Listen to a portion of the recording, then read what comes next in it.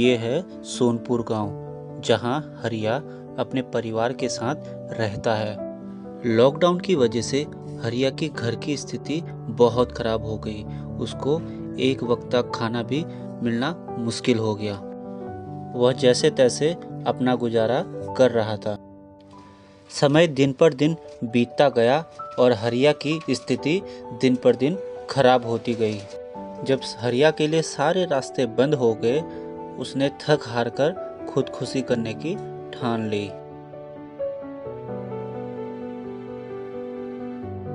और हरिया घर से निकलकर जंगल की तरफ जाने लगा।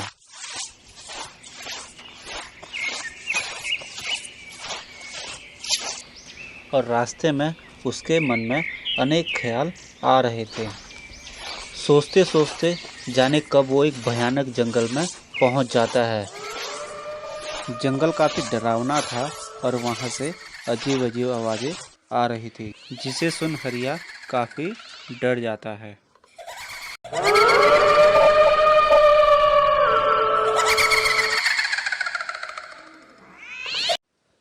तभी हरिया को पीछे से एक आवाज़ आती है।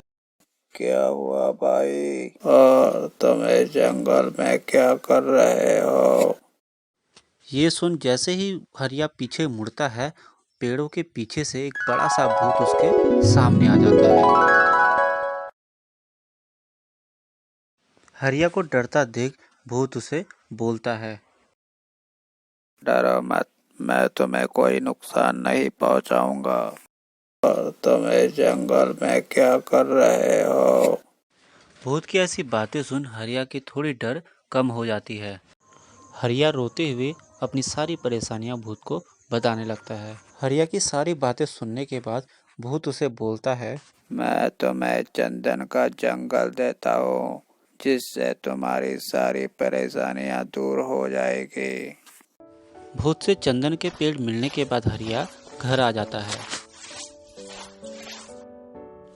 दूसरे दिन हरिया अपने खेत की तरफ जाता है तो वहां देखता है वहां चंदन के पेड़ उगे होते हैं।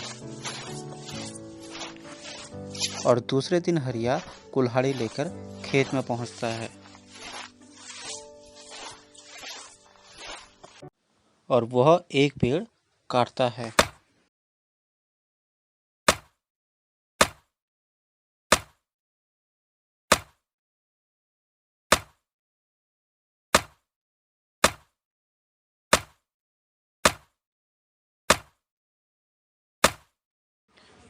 काटे हुए पेड़ के छोटे छोटे टुकड़े बनाकर उसे अपने घर ले जाता है।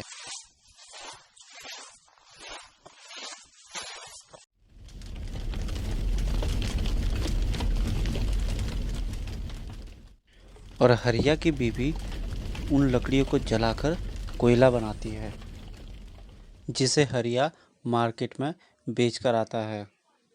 कोयला बेचकर हरिया को थोड़ी बहुत पैसे मिलते हैं, जिससे वो घर के लिए राशन लाता है।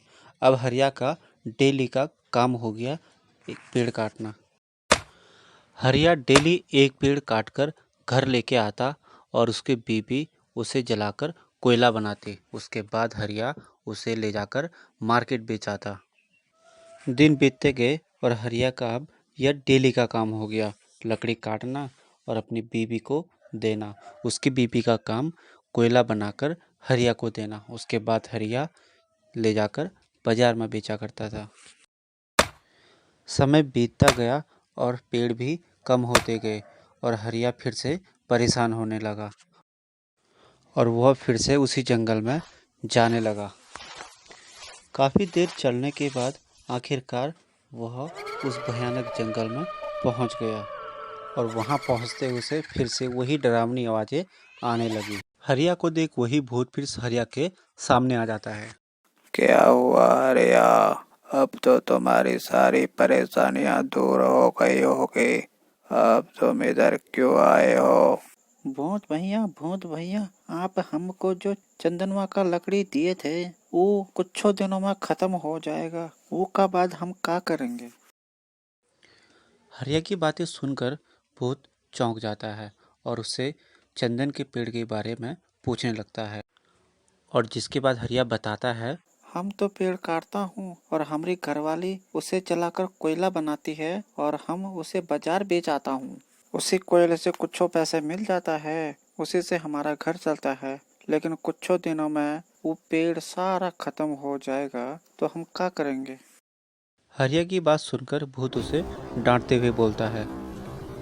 अरे हरिया, मैंने तुझे इतने कीमती चंदन के पेड़ दिए जिससे तू अपनी पूरी जिंदगी खुशी के साथ बिता सकता था, लेकिन तूने सारा खाक कर दिया।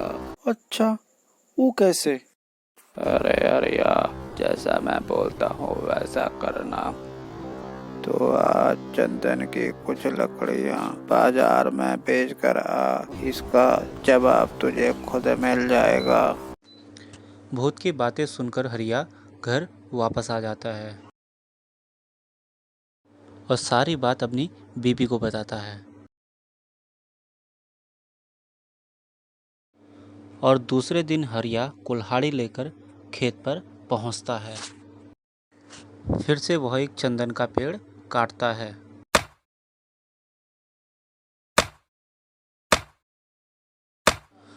और इस बार चंदन की लकड़ियां हरिया बाजार लेकर जाता है।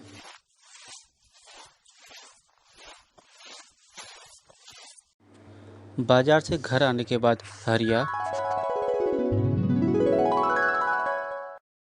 अरे बाप रे, इतना सारा पैसा सिर्फ इतू सी लकड़ी का। एक का ई मतलब अभी तक हम बेवकूफ़ी किए जा रहे थे।